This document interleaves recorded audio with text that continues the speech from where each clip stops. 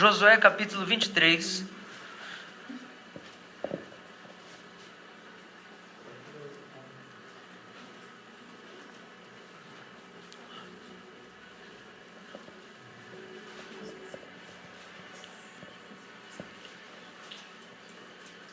Quero falar sobre a gente estar emaranhado na surpreendente obra da graça. Essa é uma expressão que o Jonathan Edwards usa quando ele descreve o avivamento dos seus dias. Surpreendente obra da graça. Surpreendente obra da graça. Josué 23.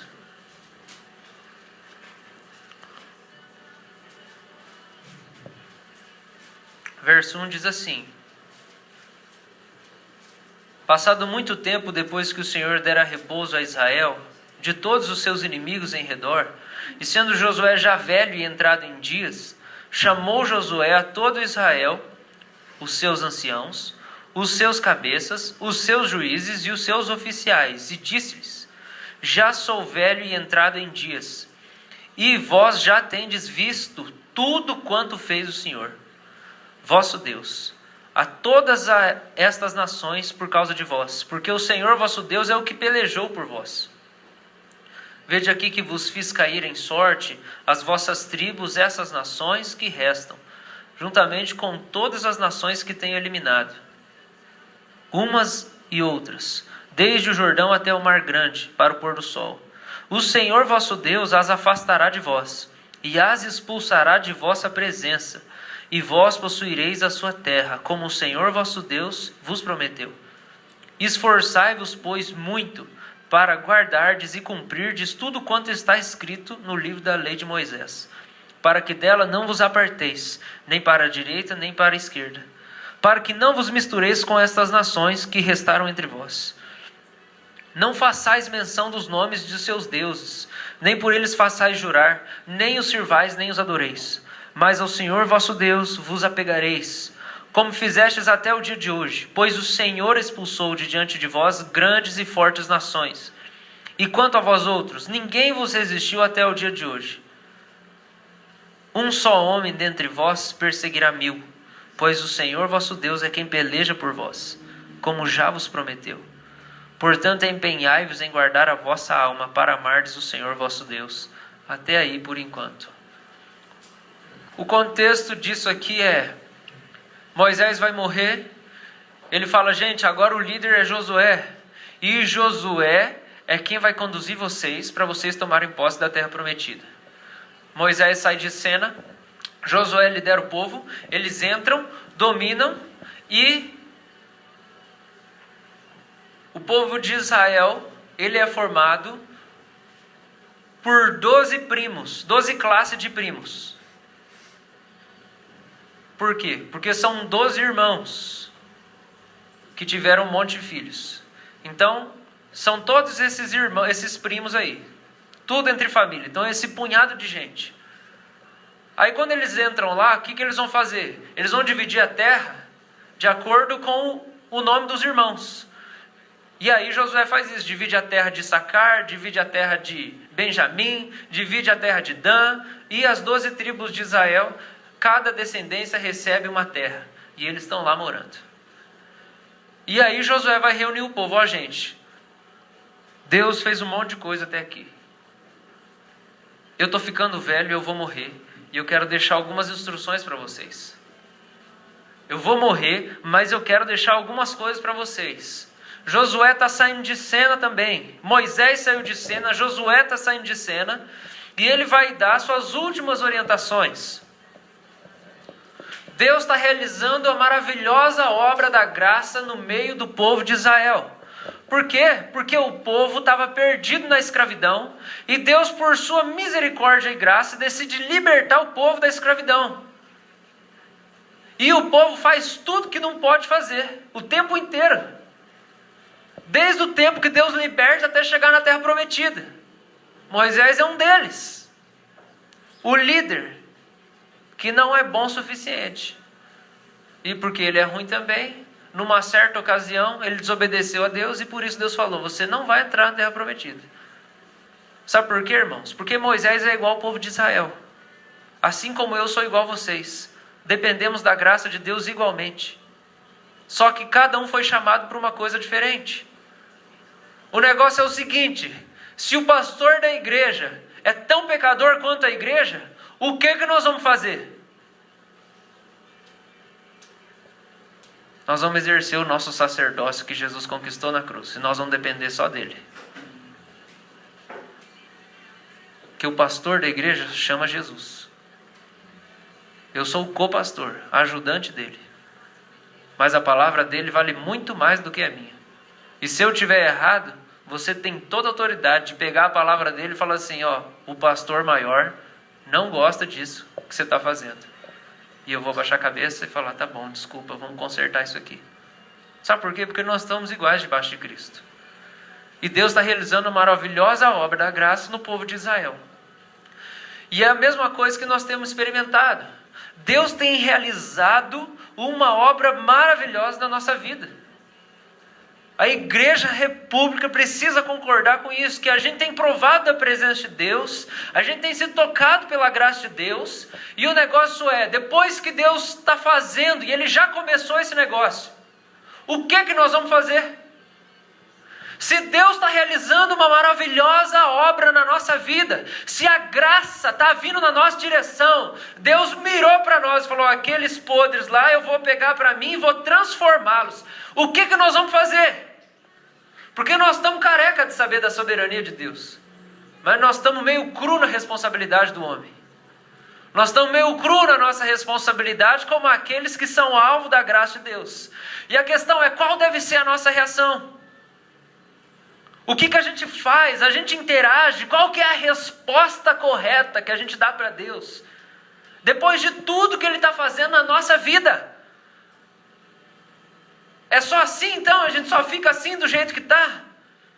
A nossa imobilidade é uma resposta agradável a Deus? A gente só ficar lá, numa atitude estática, é algo que Deus espera de nós, porque Ele vai fazer tudo, nós não vamos fazer nada? É assim que funciona o negócio?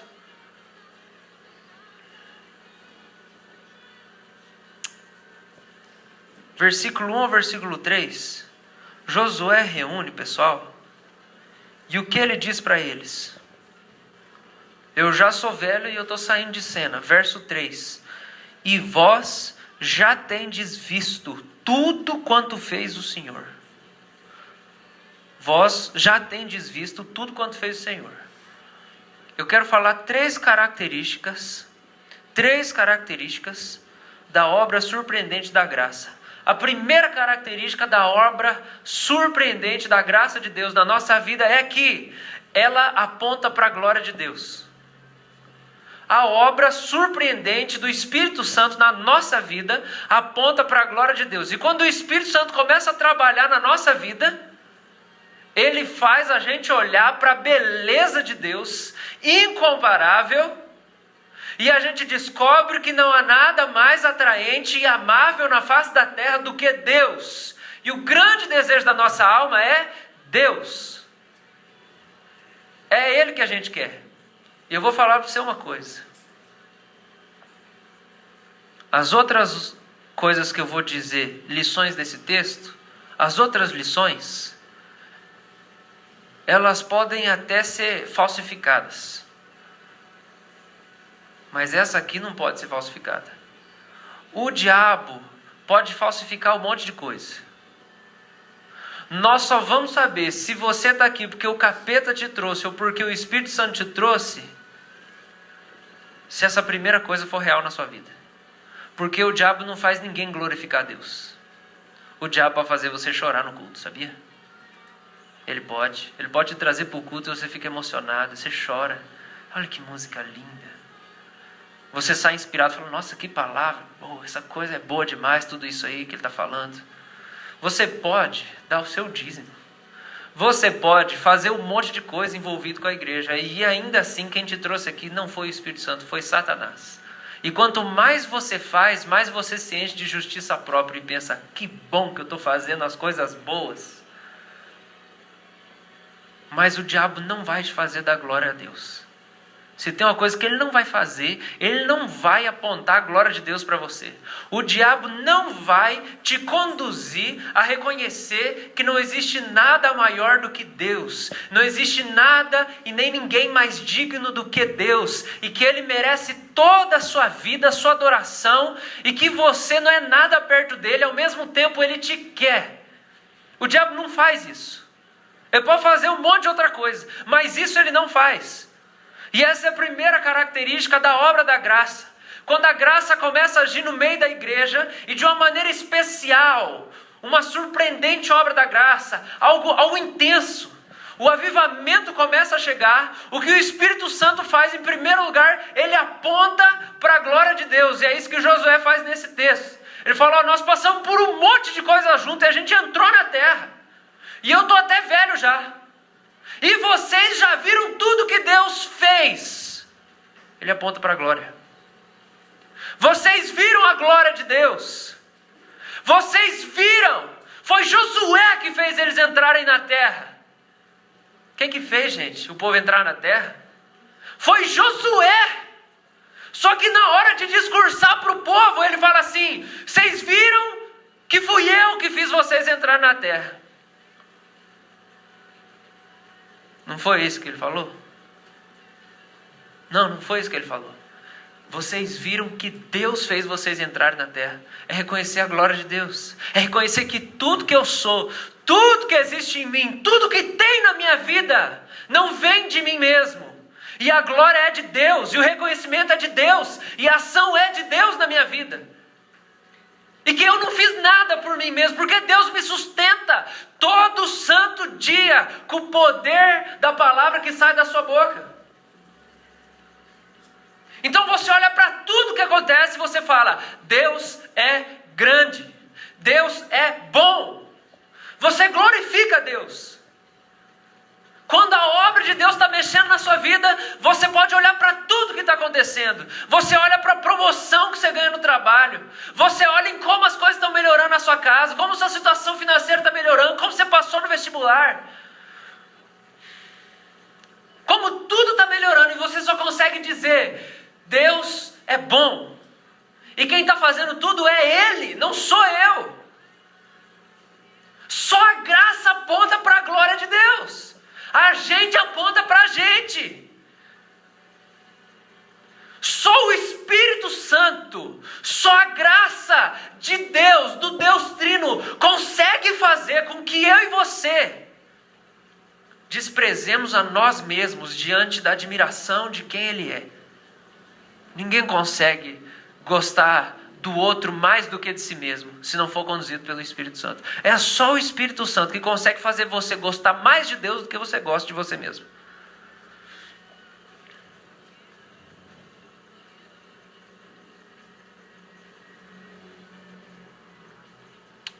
Segunda marca da surpreendente obra da graça é a humildade. A igreja se humilha e não se importa mais com isso. A segunda coisa que eu quero tirar daqui, que o Espírito de Deus faz,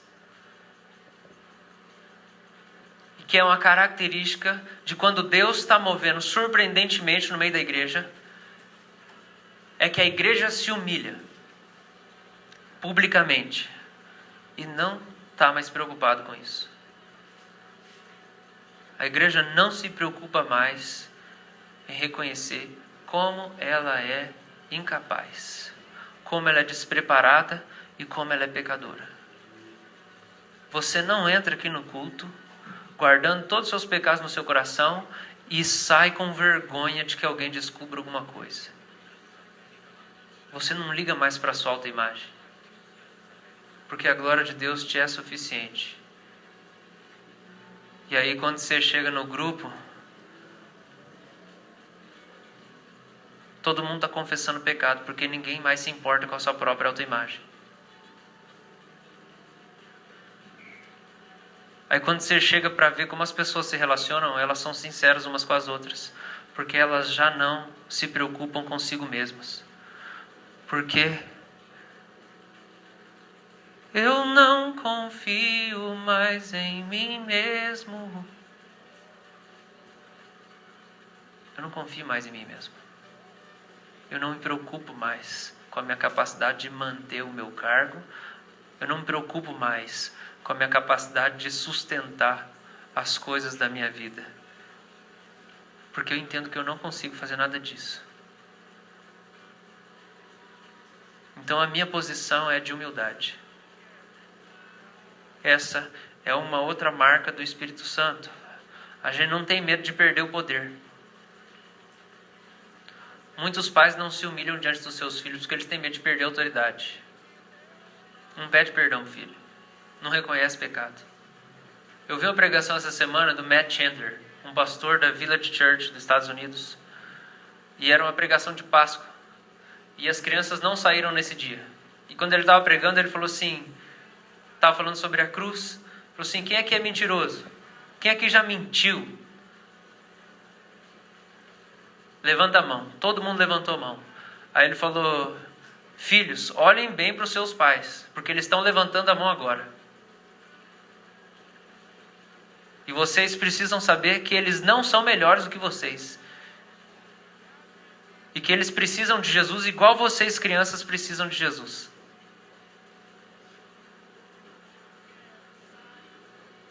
Quem sustenta a autoridade dos pais é Deus. Por isso eu não tenho medo de me humilhar. Sabe por que a gente não é curado dos nossos pecados? Porque a gente está com medo de perder a posição. E em detrimento da cura que Deus tem para nós, a gente deixa de provar. Porque a gente está preocupado. Será que eu vou ser respeitado depois que eu falar isso? Será que, assim... Nunca vi ninguém fazendo isso. Como é que eu vou chegar lá na igreja e falar que eu me masturbei essa semana?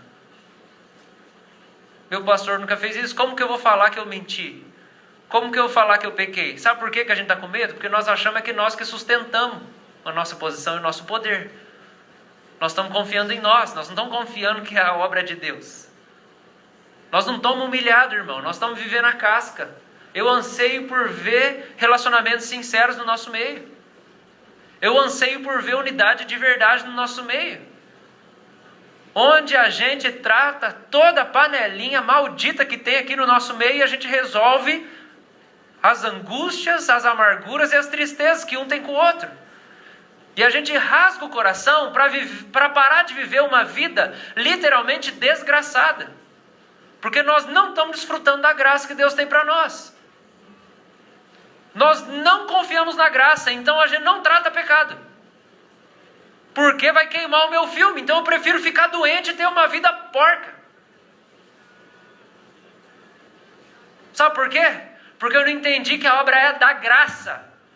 E se o Deus que vai me conduzir a confessar o meu pecado é capaz disso, e é por causa da graça, então essa mesma graça vai me amar e vai cuidar de mim e vai me consolar depois que eu me expor. Porque é a graça que levou ele a quebrantar o meu coração. Nós achamos que Deus vai começar um trabalho na nossa vida que Ele não vai conseguir terminar. Você acha isso. É por isso que você está guardando esse monte de porcaria no seu coração. E o Josué chega lá e fala assim, gente, vocês viram o que Deus fez. Eu não fiz nada disso. Josué sai de cena e ele enfatiza uma coisa: olhem para o que Deus fez. Tudo começa com Ele, tudo começa nele. Essa obra não é tua, essa obra não é de vocês, essa obra não é minha. Não fui eu que tirei vocês do Egito. É Deus. É Deus. É Deus que está agindo. Deus está no comando. Deus está evangelizando. Deus está avivando. Deus está com um novo projeto para a sua família. Então nós vemos e nos admiramos, mas a surpreendente obra da graça não se limita à ação divina e ociosidade humana. Vou falar aqui de novo. Então a gente olha para o que Deus está fazendo no nosso meio, para a obra da graça, e a gente se surpreende. Mas a obra não se limita à ação divina e ociosidade humana. E Deus é bom demais, e Ele está fazendo as coisas, e eu fico aqui só. e eu não faço nada. A obra da graça, surpreendente obra da graça, ela inicia atraindo os nossos olhos para Ele, com o fim de que esse amor nos constranja e nos inspire e nos desarraigue de todo o projeto de vida que costumávamos achar empolgante. Presta atenção e abre seu coração. Eu vou ler de novo. E deixe isso entrar no seu coração que nem uma faca. A obra da graça inicia atraindo os nossos olhos para Ele, com a finalidade de que esse amor que a gente vê gere em nós constrangimento, inspiração e nos desarraigue de todo o projeto de vida que nós costumávamos achar empolgante. A gente simplesmente não acha mais empolgante e fascinante as coisas que a gente costumava achar. E nos faz querer, de alguma maneira, participar ativamente em concordância com a ação divina. A obra da graça faz isso. Ela atrai os nossos olhos, a gente olha para Ele, a gente enxerga esse amor, e esse amor me constrange. Eu perco a pose, eu não sei o que fazer. Esse amor me constrange. Esse amor me inspira. Eu fico cheio de vontade de fazer alguma coisa. E esse amor faz eu desarraigar dos projetos que eu costumava ter. E agora a minha vontade é participar desse negócio que eu vi que está acontecendo. De alguma maneira para concordar com o que está acontecendo. Você está entendendo o que eu estou falando? Alguém aqui está se sentindo constrangido pelas coisas que Deus tem feito nos nossos encontros de domingo? Ou na sua própria vida? Porque eu me sinto constrangido. Nos últimos domingos e durante a semana tem horas em que tudo que eu sinto é constrangimento. Domingo passado o culto acabou, eu falei: Deus, o que eu vou fazer? Olha tudo que o Senhor está fazendo aqui na igreja, Deus. Como que eu vou participar disso, Deus? O que eu tenho que fazer? Eu quero participar disso. Eu estou constrangido. Eu não consigo desejar outra coisa. Eu penso: Deus, eu quero participar. O Senhor está movendo na vida das pessoas. A gente começa a oração, parece que a gente vai encostar no Senhor. Eu quero participar, Deus. Eu quero estar ativamente concordando com o Senhor. É isso que eu desejo, Deus. Eu quero fazer alguma coisa. Alguém está sentindo alguma coisa parecida com isso? Porque a obra da graça faz isso com a gente. Ela aponta para a glória de Deus e fala: é Deus. Deus existe, Ele é invisível e Ele é melhor que tudo. Segunda coisa é: eu não. Eu posso até falar para você tudo que eu tenho feito aqui, porque isso aqui não tem valor mais. E eu quero falar para você os meus pecados, para você entender que eu não me importo mais com você olhar para mim. Eu quero que você olhe para Ele junto comigo. Então eu me humilho diante de você, porque eu quero que você olhe para Ele junto comigo. E aí, em terceiro lugar, o que acontece? Versículos 5 e 6. Ou melhor, 8 e 9 primeiro. Josué vai repetir, ele fala assim: mas ao Senhor vosso Deus vos apegareis, como fizestes até o dia de hoje, pois o Senhor expulsou de diante de vós grandes e fortes nações, e quanto a vós outros, ninguém vos resistiu até o dia de hoje. Olha o que Josué está falando. Vocês vão fazer o que ele fala. Qual que é o verbo? O que ele está falando para o povo fazer? No imperativo. Você vai se apegar com Deus. Você vai pegar Ele. Você vai colar nele. Aí ele fala no versículo seguinte o porquê que você vai se apegar nele. Porque o Senhor expulsou. O que ele está fazendo de novo? Apontando para a glória de Deus. Nós vamos ler mais um texto. Versículos 5 e 6. O Senhor vosso Deus as afastará de vós e as expulsará de vossa presença. E vós possuireis a sua terra, como o Senhor vosso Deus vos prometeu. Josué começa falando, o discurso dele falou assim: vocês já viram tudo que Deus fez? Espera aí, tem mais coisa. O discurso de Josué aqui é: eu estou morrendo, vocês precisam tomar juízo, porque eu não vou estar aqui mais para ficar vendo vocês aqui fazendo bobeira e tendo que puxar a orelha de vocês. Vocês estão entendendo? Eu estou morrendo, eu estou velho. E o que Josué faz incessantemente é: vocês precisam se comprometer. Mas o negócio é o seguinte: é porque Deus já fez muita coisa. Vocês já viram o que Deus fez. Aí no verso 8 e 9 ele fala assim: vocês vão se apegar a Ele. Por quê? Porque Ele expulsou.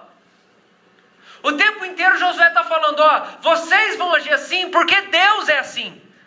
E ele fala assim: Deus vai fazer mais coisas ainda no meio de vocês. Por isso, verso 6: esforçai-vos, pois, muito, para guardardes e cumprirdes tudo quanto está escrito no livro da lei de Moisés, para que dela não vos aparteis nem para a direita e nem para a esquerda.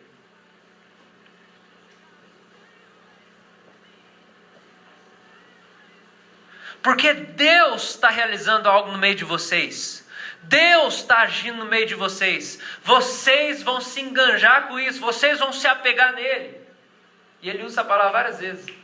Por quê? Porque Deus pelejou por vocês. E porque Deus pelejará por vocês. E muito mais tem para acontecer no meio de vocês. Então, o chamado de Deus para nossa obediência e para nossa responsabilidade pessoal com Ele, não é assim, um negócio no ar. Existe base para nós sermos intimados por Ele para viver uma vida de obediência. E a terceira coisa que a obra da graça surpreendente gera no nosso meio é a paixão por obediência. Você fica apaixonado por obediência. Você quer fazer alguma coisa para Ele. Porque tudo que Ele tem feito é bom demais. E você não quer ficar fora. Então, todo o chamado de Josué para a obediência está calcado no quê? Deus fez. Deus vai fazer. Sabe por quê? Porque Deus não faz a gente obedecer como se a gente estivesse sozinho no meio da caminhada. Ele só nos convida para a obediência, porque na nossa obediência, o plano dele é aperfeiçoado. Deus não fala assim: obedece aí. Ele fala assim: vamos lá junto. Eu estou fazendo algumas coisas, se você obedecer, você vai fazer parte disso. Você vai desfrutar do que eu estou fazendo. Você vai se deleitar, você vai sentir o sabor de tudo aquilo que eu tenho para derramar. Deus não dá a sua glória para que eu e você sejamos meros espectadores. Deus não dá a sua glória para que eu e você sejamos meros espectadores. E nada se transforma em nós através de nós. Gente, a gente não sente a presença de Deus só para ficar sentindo a presença de Deus. Se você não entendeu, é isso que eu estou querendo dizer para você. Se você não entendeu nada que eu falei aqui, pega isso. Sentir a presença de Deus não significa que você está sendo transformado. Sentir a presença de Deus não significa que você está em obediência. Sentir a presença de Deus não significa que você está fazendo exatamente aquilo que Ele quer que você faça. Sabe por quê? Porque Ele é gracioso. E cabe a você se interessar por aquilo que é a sua participação no que Ele está fazendo. E a responsabilidade é sua. A responsabilidade é sua de abrir o seu coração e falar: eu quero participar disso. Aonde que é, Deus? Que sala que eu entro? Com quem que eu falo? Que papel que eu assino? Que hora começa? Que a graça me constrangeu. Eu quero participar do que Deus está fazendo. A graça me constrangeu. E tudo que eu penso é: Deus, o que o Senhor tem para mim? Paixão por obediência. Paixão por obediência. E aí o Josué fala das leis de Moisés. Que leis são essas de Moisés? São aquele punhado de lei que a gente já falou aqui, resumido nos 10 mandamentos, que vão nos encaminhar por duas direções. O caráter dos 10 mandamentos nos conduz em duas direções. Muda a sua relação com o eterno e muda a sua relação com o outro. Então, que paixão é essa por obediência? É paixão por fazer alguma coisa na sua relação com Deus e na sua relação com o próximo. É paixão por quê? É paixão por ser mais íntimo de Deus e ser mais íntimo das pessoas. Quando a graça começa a agir na sua vida e você fica apaixonado por obediência, o que significa isso? Significa que você quer estar perto de Deus como você nunca teve na sua vida. E você quer estar perto das pessoas como você nunca esteve antes. E você quer se unir a elas, e você quer amá-las, e você quer entrar na vida delas. E você quer entrar na vida de Deus. Salmo 119, 17 diz o seguinte: seja generoso para com teu servo, para que eu viva e observe a tua palavra.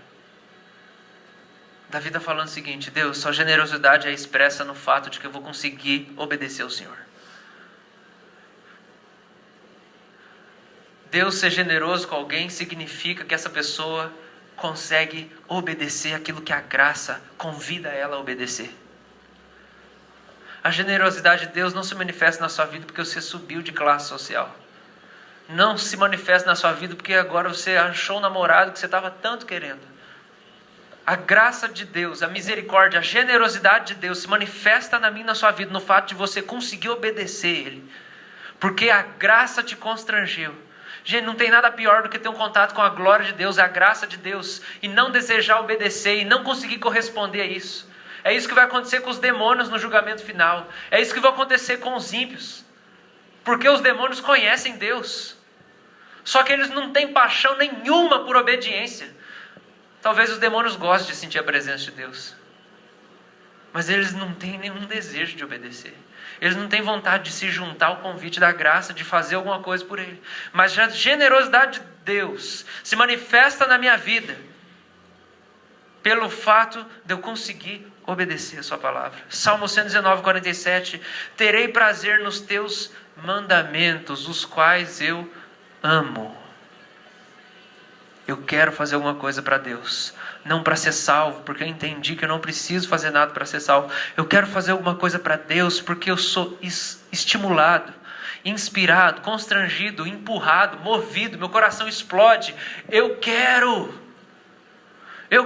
viver do jeito que Ele é. Eu quero ser santo como Ele é. Eu quero. Terei prazer nos teus mandamentos, os quais eu amo. Salmo 119, 127. Amo os teus mandamentos mais do que o ouro refinado. Agora eu quero abrir um balãozinho aqui.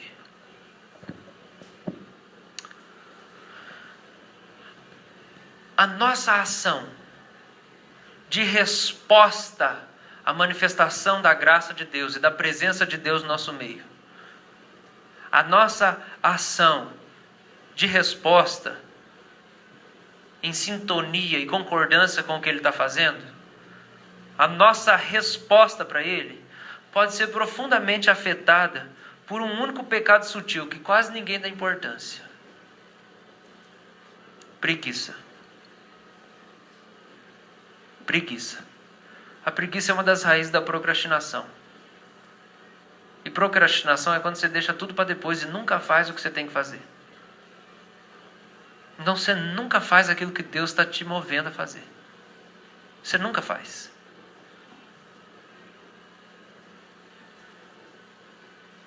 São as coisas sutis que destroem a nossa vida.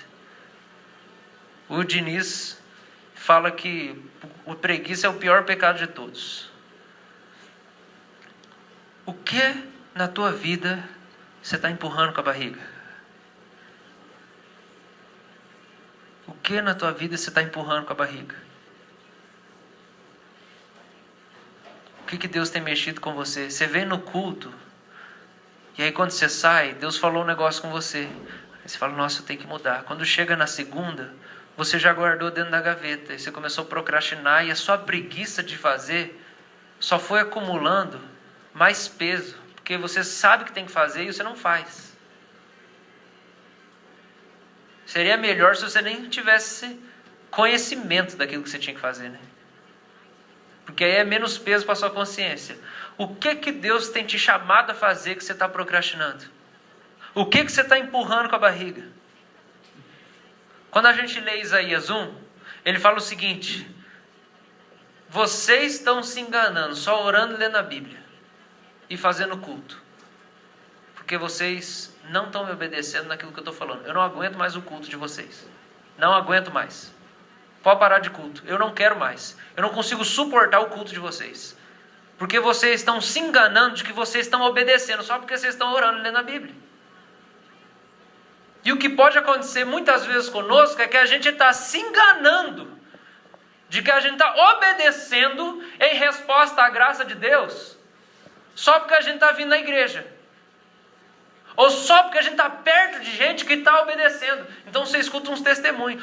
Deus fez isso. Eu fui lá e fiz aquilo. Eu fui lá e fiz aquilo outro. E Deus fez isso e tal. E você pode achar que você está vivendo alguma coisa de Deus. Quando na verdade é o outro. Porque você não obedece o que Ele está falando com você. E a resposta de Deus em Isaías capítulo 1 é o começo do Isaías. Ele fala, eu não quero culto. Eu quero obediência. Eu não quero culto, eu quero você. Eu quero você na sua totalidade, integralmente, tudo que você é. Eu não quero que você venha no domingo na igreja. Eu quero que você me ame. Eu quero você e eu. Eu quero que você responda aquilo que eu estou trabalhando em você. Porque vocês ficam vindo aí, canta e toca e tal, e eu vou lá e depois vocês não respondem o que eu estou fazendo. Às vezes a gente pode estar se enganando. Sentir a presença de Deus não significa ser transformado. Não significa estar obedecendo. 3 coisas. Preguiça. Procrastinação. Religiosidade. Coisas que nos enganam de que nós estamos fazendo o que a gente tem que fazer no meio de tudo isso que Deus está operando no nosso meio. Preguiça, procrastinação, religiosidade. Esses tempos eu ouvi o Leonard Ravenhill falando sobre remir o tempo. Não quero trazer condenação para você. Eu quero de alguma maneira trazer convicção para você. E ele fala o seguinte: Jesus vai pedir conta de cada palavra frívola que saiu da sua boca. E de cada segundo que você gastou da sua vida depois que você conheceu o Evangelho. Toda palavra frívola que saiu da sua boca, toda bobeira que você falou, Ele vai pedir conta um dia. A gente não vive convicto de que nós temos que remir o tempo. A gente não vive convicto disso. Às vezes a gente vive muito convicto da graça, mas sem convicção nenhuma da nossa responsabilidade diante daquilo que Deus está fazendo. E aí a preguiça toma espaço na nossa vida, e a procrastinação toma espaço na nossa vida. Paixão por obediência é a 3ª marca da obra da graça de Deus. Alec Motyer, ele fala o seguinte, que a obediência é a chave da prosperidade. Agora a gente precisa entender algo. Como que a gente vai fazer isso acontecer de maneira mais prática? Como que é esse negócio de obedecer? O que nós vamos obedecer? O texto vai dizer para nós o seguinte. Vocês viram o que Deus fez? Obedeçam às leis. E aí Josué dá exemplos no verso 7. Ele dá exemplos das principais coisas que foram o problema do povo sempre. E aí o verso 7 ele fala: para que não vos mistureis com estas nações que restaram entre vós. Não façais menções dos nomes dos seus deuses, nem por eles façais jurar, nem os sirvais, nem os adoreis. Josué está alertando 2 coisas. Não vai misturar com esse povo, não vai casar com quem não é crente de novo. E não adore os falsos deuses. Agora presta atenção comigo. O avivamento ele se manifesta em cada contexto com a roupagem diferente. Um grande sinal do avivamento no nosso meio, um grande sinal da surpreendente obra da graça de Deus, não é que nós vamos parar de clamar pelo nome dos outros deuses. Sabe por quê? Porque nem a cultura secular acredita em outros deuses onde a gente está.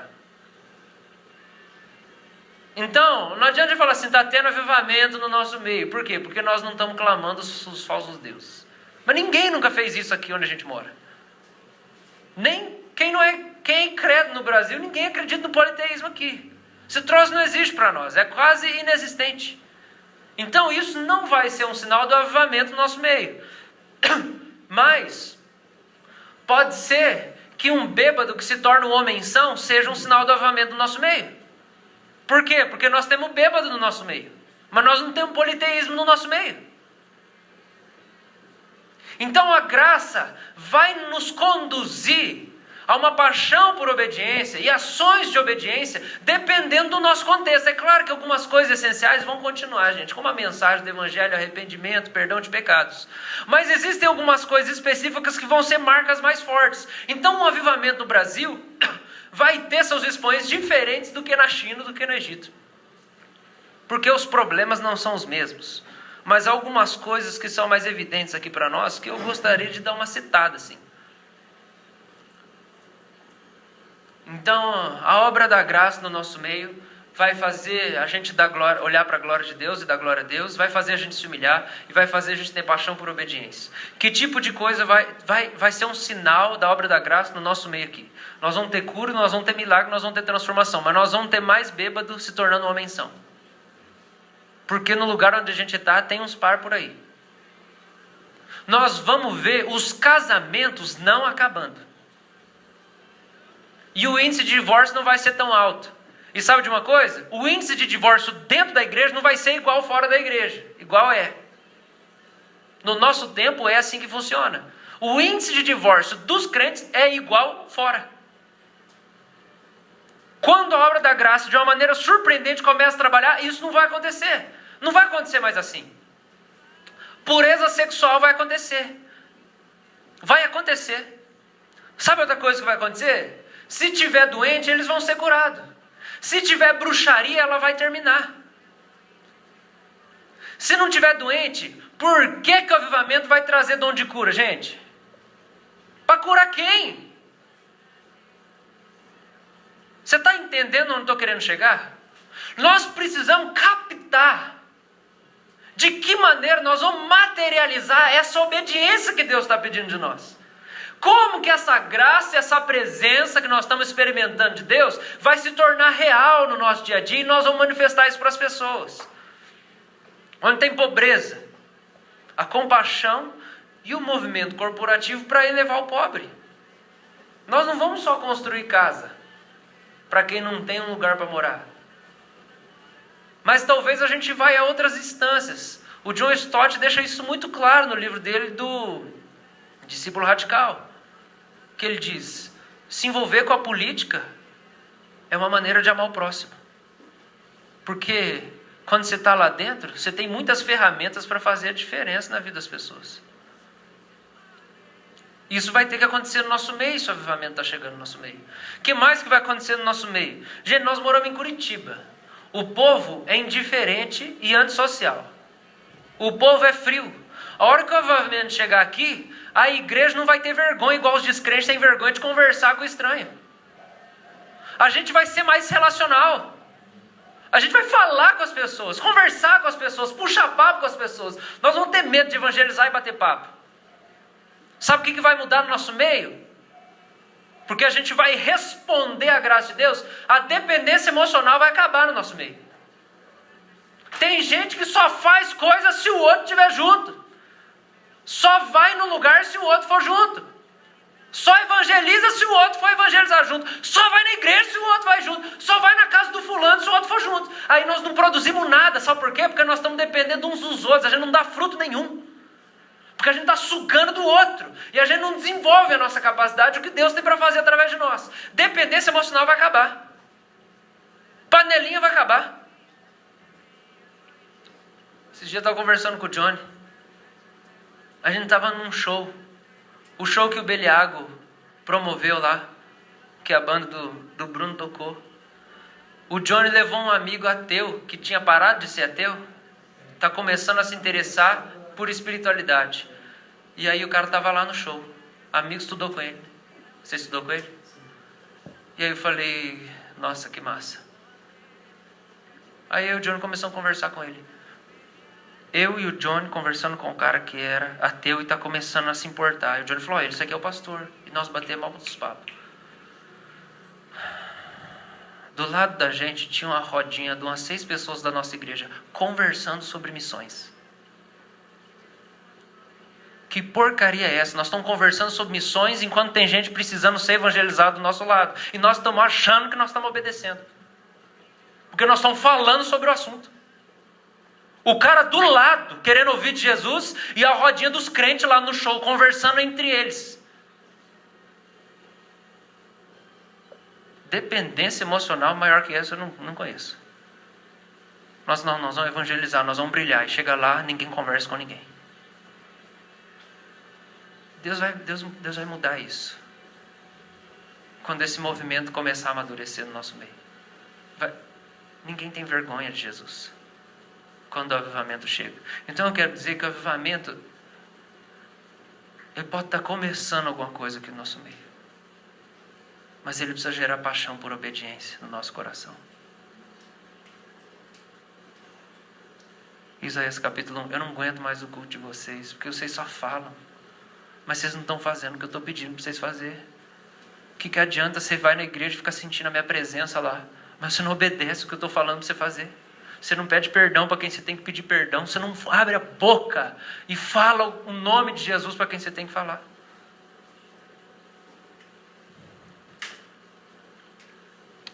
E eu queria citar por último lugar a defraudação emocional. Ela vai acabar no nosso meio. A gente não vai ficar mais iludindo uns aos outros. Quem é solteiro iludindo uns aos outros e tendo um nível de amizade tão próximo, porque a sua carência é tão grande em que você desperta no outro um sentimento por você que na verdade você não vai suprir. Isso é um vampirismo emocional sem fim, egoísmo sem fim. Isso vai acabar no nosso meio. Nós vamos ter amizade saudável. Os relacionamentos vão mudar. Os 10 mandamentos se dirigem à sua relação com ele, sua relação com o outro. O nosso problema está no relacionamento. O avivamento vai trazer isso para nós. Mas eu quero encerrar dizendo, versículo 12. Porque se dele vos desviardes e vos apegardes ao restante dessas nações, ainda em vosso meio, e com elas vos aparentardes, e com elas vos misturardes, e elas convosco, sabeis certamente que o Senhor vosso Deus não expulsará mais estas nações de vossa presença. Mas vos terão por laço e rede, e açoite as vossas ilhargas, e espinhos aos vossos olhos, até que pereçais nessa boa terra que vos deu o Senhor vosso Deus. Palavra final de Josué. Vocês viram tudo que Deus fez. Vocês viram. Ele tem muito mais para fazer ainda. É por isso que Ele está convidando vocês para se apegarem nele e responderem à obra da graça na vida de vocês. Porque Ele ainda vai fazer. Não é para você achar que depende tudo de você. Não, Ele está junto com você, mas Ele está te chamando para participar. Mas se você não fizer, Deus vai deixar essas coisas ruins no meio de vocês. Porque quando era o tempo, vocês não mudaram. Ele não vai expulsar as nações de novo. Ele expulsou uma vez, Ele falou, agora vocês obedeçam. Se vocês insistirem em não responder à ação graciosa dEle, Ele vai deixar. Para que isso sirva de atrapalho na sua vida. Até que você seja humilhado pela dor. Se arrependa e volte de novo. Deus é longânimo. Ele é tardio em se irar. Você sabia disso? É por isso que nós estamos vivendo tudo que nós estamos vivendo. Mas eu quero dizer para você que em algum lugar lá na frente, você precisa estar com a postura tomada diante da manifestação da graça dele.